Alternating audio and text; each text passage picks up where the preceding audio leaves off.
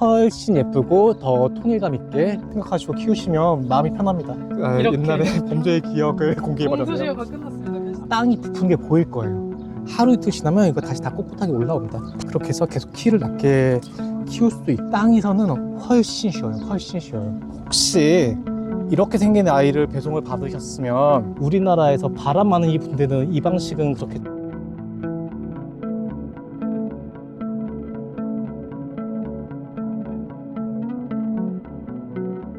다알리아 키우실 때 그 지주대 해주는 거는 거의 필수거든요. 뭐 안 하시는 경우도 있지만 예쁘게 보실 거면 필수로 지주대를 해주시는 게 좋고요. 다알리아에 대해서 이렇게 생각하시면 됩니다. 다알리아는 넝쿨식물이다. 다알리아는 넝쿨식물이다 생각하시고 키우시면 마음이 편합니다. 지주대 안 하면 이렇게 됩니다. 보이시죠? 네. 뭐 무슨 정말 넝쿨식물처럼 자라요. 네. 이거가 품종마다 좀 다르긴 한데 네. 그래도 지주대 해주면 됩니다.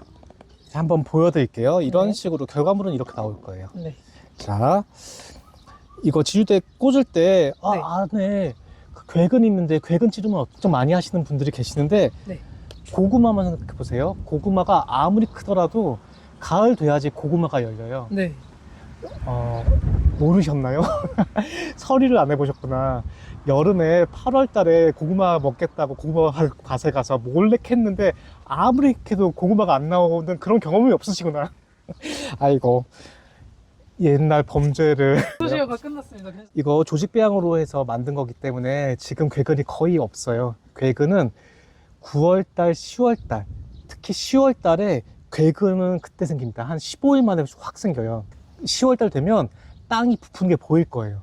괴근이 차오르는 게 보이거든요. 그때 생기는 거지 그전에는 괴근이 없어요. 그냥 꽂으세요. 이 말 하려고 말씀드린 거예요. 그냥 꽂으세요. 해서 아래쪽에서 한번 묶어주시고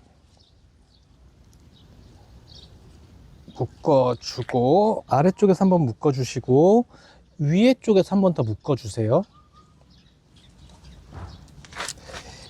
가능한 그냥 다 같이 묶어주세요.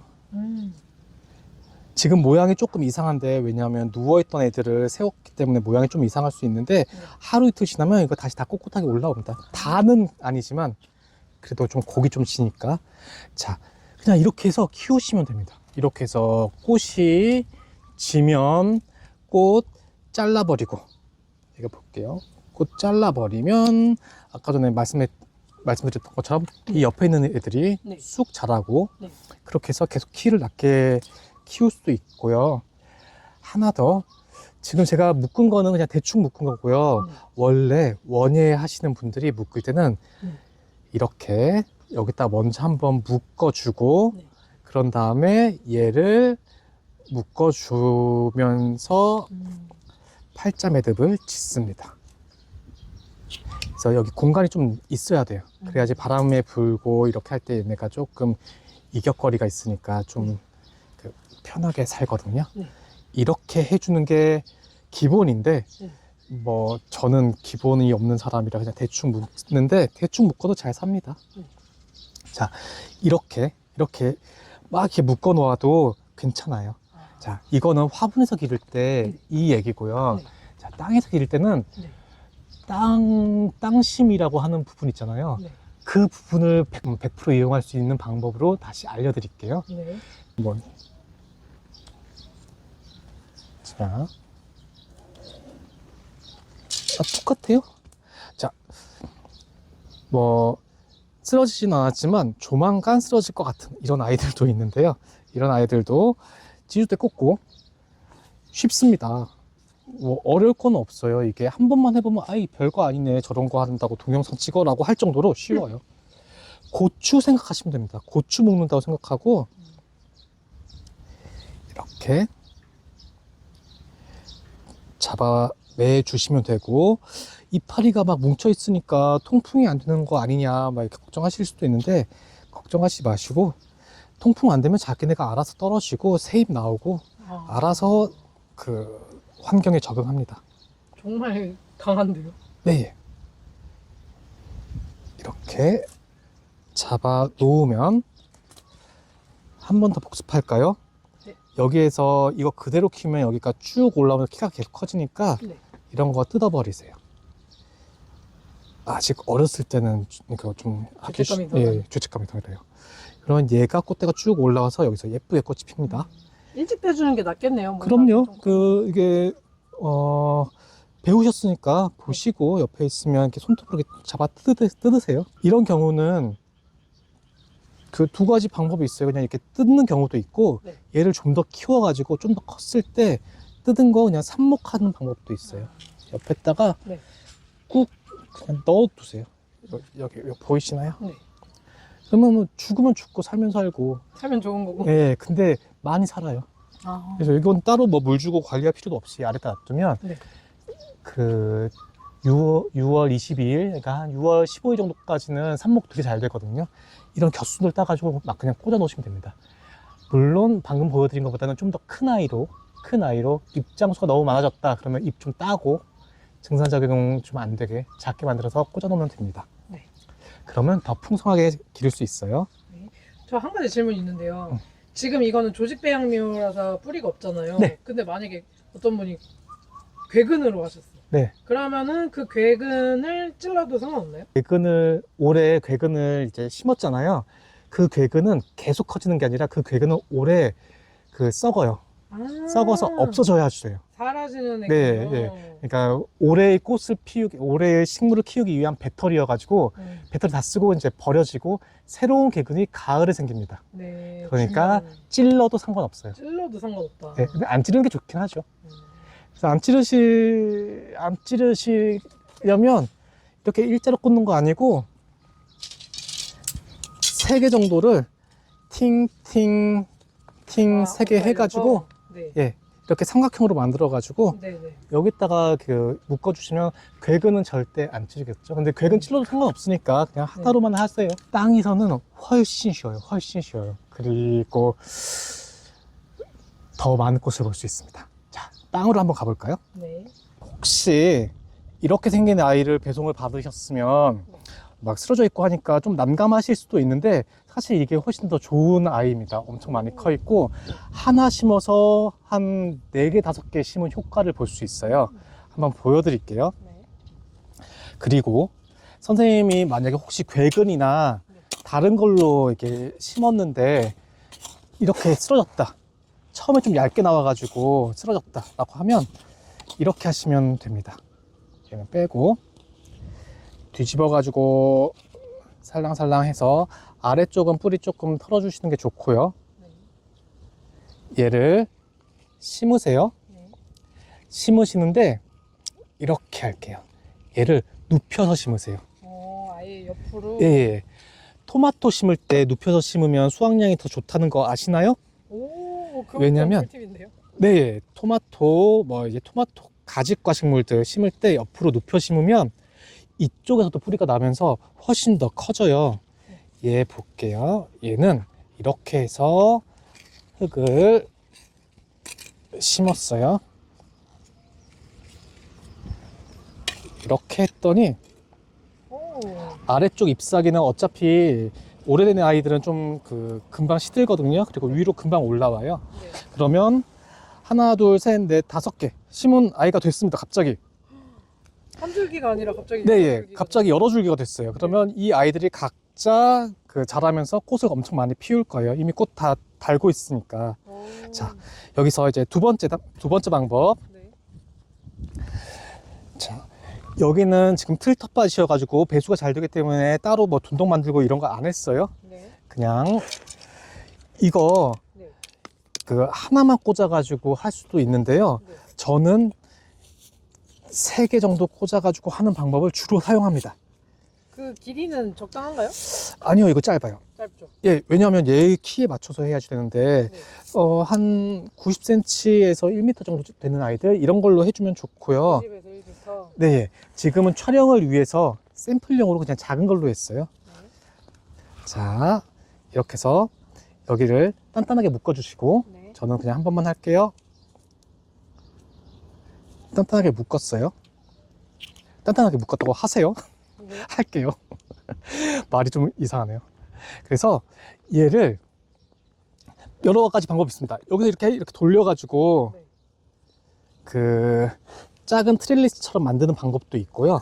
이런 식으로 이렇게 돌려가지고 얘네가 안 빠지게. 그러면 여기서 숭숭숭숭 자라요. 이렇게 아예 걔를 꽉 이렇게 잡아버리는 거네요. 그러니까 얘를 가지마다 하나씩 이렇게 묶어주는 방법도 있고 여러 가지 방법이 있습니다. 이거는 그러니까 뭐냐면 얘가 땅에서 이만큼 올라오게만 만들어 놓으면 돼요. 그러면 바람이 불어서 꺾이더라도 네. 위에서 꺾이니까 네. 그러면 아래 다시 올라오고 하거든요. 네. 근데 이거 이렇게 지주대 안 해주면 바람 불었을 때 바닥에서 꺾이는 경우가 있어요. 그거를 피하려고 하는 방법이고요. 네. 시간이 좀 많다 그러면 이런 거 하나씩 다 이렇게 위로 올려가지고 네. 이렇게 묶어주시는 방법도 있어요. 그러면 지금이야 조금 어색하고 지저분해 보이지만 지금만 그렇고요.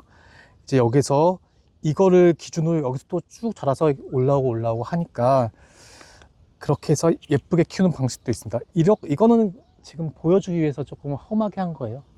이렇게까지 하시면 안 되고 그러면 어떻게까지 해야 되죠?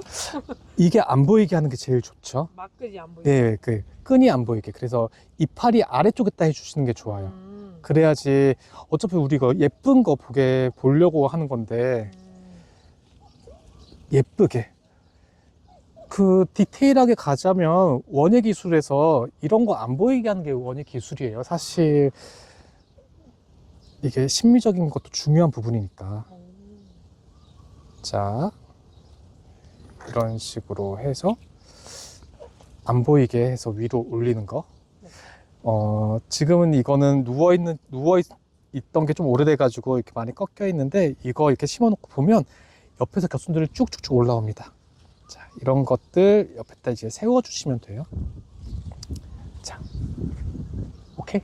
오, 좋습니다. 지금 여기는 틀텃밭처럼 만들어서 이렇게 커팅 가든을 만들기 위해서 조성해 둔 곳이고, 이런 식으로 밭처럼 할 경우, 이거 정원이 아니라 밭처럼 할 경우 어떻게 하는 게 좋은지, 그리고 그 절화망 사용하는 방법 알려드리려고 이제 여기 촬영을 하겠습니다. 네.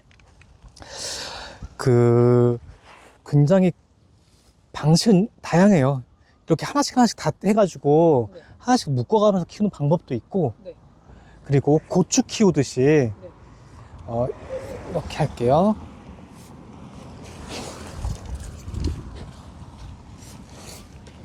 네. 일렬로 줄을 만들어서 키우는 방식도 있고요. 그냥 고추 키운다고 생각하면 뭐 이렇게 생각이 될 거예요. 1열. 네. 아래쪽에서 한 40cm 정도부터 시작하면 되는데, 하나, 둘,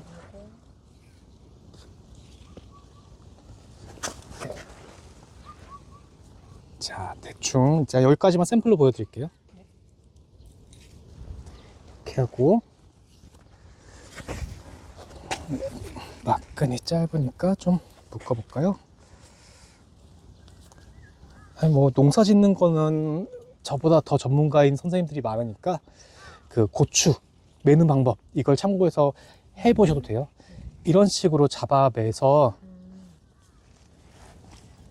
얘네가 그냥 한 줄로 계속 자랄 수 있게. 네.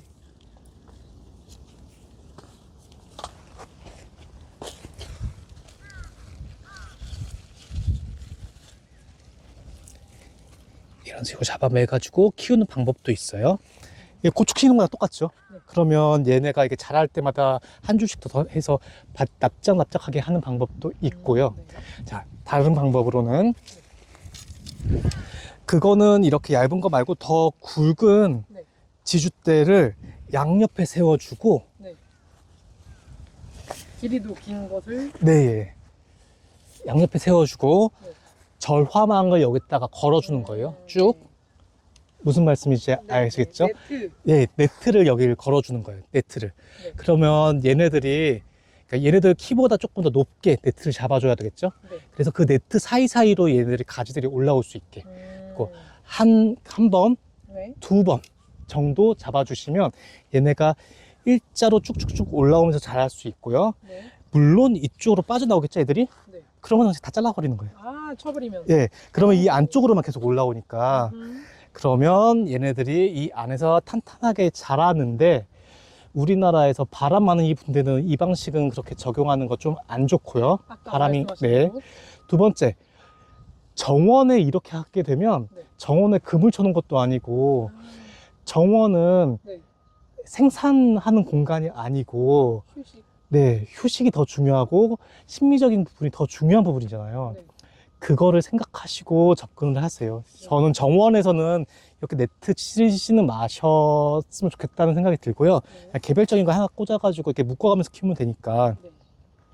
상황에 맞춰서 네. 제가 여러 가지를 제시를 해드렸잖아요. 네. 거기에서 선생님들이 필요한 것들을 사용하시면 될 것 같습니다. 그러면은 정리해 볼게요. 네, 만약에 뭐 가내에서나 후리하게 키울 거면은 첫 번째로 그냥 한 대 해가지고 러프하게 묶기. 네, 그리고 두 번째로는 저렇게 그 다니 오벨리스크처럼 세 개로 묶어서 잡아주기. 네. 그리고 옵션으로는 거기에 하나의 줄기를 더 묶어준다든지 하는 건 옵션이고. 네, 그리고 뭐 약간 커팅 가든이나 뭐 이런 데서 카페에서 아니면 대형으로 할 거면은 상업적으로 어떤 용도가 있다면 이런 식으로 조금 기술적인. 가능합니다.